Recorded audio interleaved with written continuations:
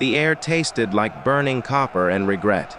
Elia Crane sat in the maintenance bay of Forward Station Echo, watching emergency lights wash the steel walls in furious red, and reflected that every truly terrible moment in his life had followed the same pattern, someone ignoring his maintenance report. The console in front of him blinked with a message that would have been funny under almost any other circumstances. Ki rekal alart. Iamin di kaya cdc tituar 79 sasaderill. The punchline, of course, was that all personnel had evacuated 4 hours ago. Without him. In my defense, Elia said to the empty bay, because talking to himself had become a survival skill during 14 months on this miserable rock. I did tell Davidson the coolant recycler in Junction C was making that noise again.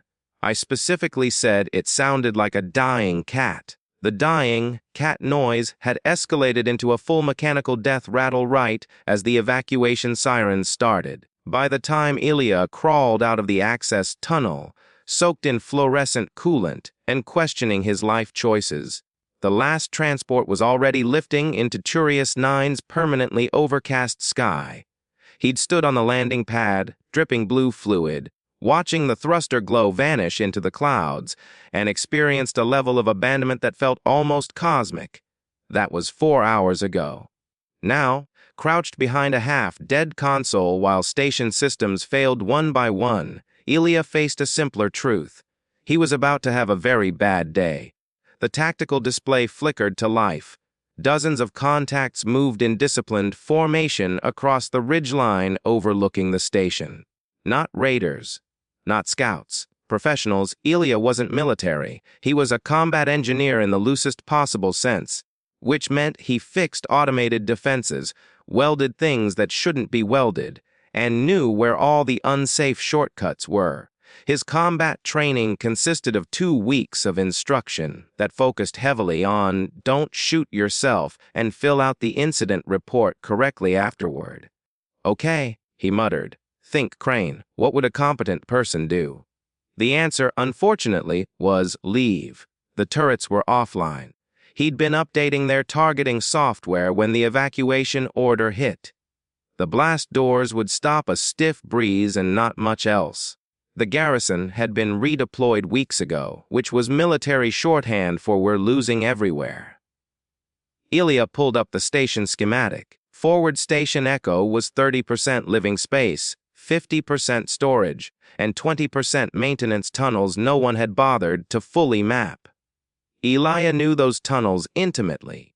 He'd crawled through them for a year fixing leaks and rerouting power. An idea formed. It was a terrible idea.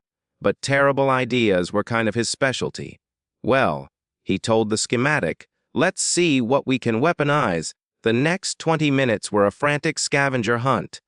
Mining charges meant for excavation, industrial plasma cutters, experimental high-output capacitors stamped with not field appiad in aggressive red lettering. By the time he finished, Elia looked like a desperate hardware store robbery suspect. The enemy was close now. External cameras showed dark, armored figures advancing with practiced coordination. They checked corners, covered angles, moved like people who'd trained together for years. That was worse than sloppiness. He rigged the first trap in the main corridor, a mining charge wired to a salvaged motion sensor. Crude, ugly, unpredictable. Perfect. The second involved rerouting coolant through the ventilation system. It probably wouldn't work. It might be fatal if the mixture was right. Elia considered that acceptable odds. When the first soldier entered, Elia pressed the detonator, an old fire alarm button he'd always hated. The explosion tore through the corridor. Hull breach warnings screamed. Elia popped up and fired the plasma cutter. The beam scorched armor, knocking the soldier back. Sorry? Elia shouted automatically. Nothing personal. Return fire burned past his head. Elia ducked and triggered the coolant release. Confused shouting followed. He ran. The maintenance tunnels smelled like oil and desperation. Elia led the galaxy's worst game of hide and seek, learning enemy signals by necessity and butchering their pronunciation badly enough to cause confusion. It worked 3 times. At Junction 7, where the primary power conduit ran, Elia stopped. The conduit hummed with barely contained energy. "This is monumentally stupid," he told it. The conduit didn't object. He disconnected coolant lines. Temperature spiked. Emergency venting alarms began to blink. 2 soldiers entered the junction. They noticed the heat. 10 seconds later, the venting system activated. Superheated air roared through the junction, blasting both soldiers off their feet. Their armor saved them. Elia ran again. By the time he reached the cargo bay, he was out of tricks. Except one. He climbed into a cargo loader, overriding safety limiters while the computer protested with admirable persistence. Footsteps echoed. Soldiers poured in. Elia called, waving. "Quick question. How much does your armor weigh?" They hesitated. Elia swung the loader's arm, flinging 300 pounds of frozen rations into their formation. Soldiers scattered. Elia charged, yelling something that might have been a battle cry or a prayer. The loader finally died during his last gambit, an electromagnetic pulse triggered by aggressive optimism and questionable math. The pulse worked. Everything went dark. When Elia came to, pain registered in creative new ways. He was surrounded by soldiers, weapons lowered. Then someone else stepped forward. She was tall, armored differently. "Regal, you are Elia Crane," she said in perfect English. "Yeah," Elia croaked. "And you definitely outrank everyone." "I am Empress Kalira," she said. "And you have accomplished something remarkable." "I accomplished being in a lot of pain. You held this station against 43 soldiers for 6 hours.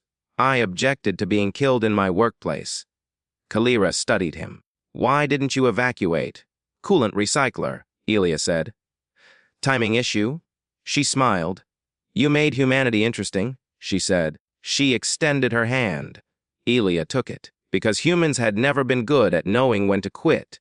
And sometimes, that was enough to change everything.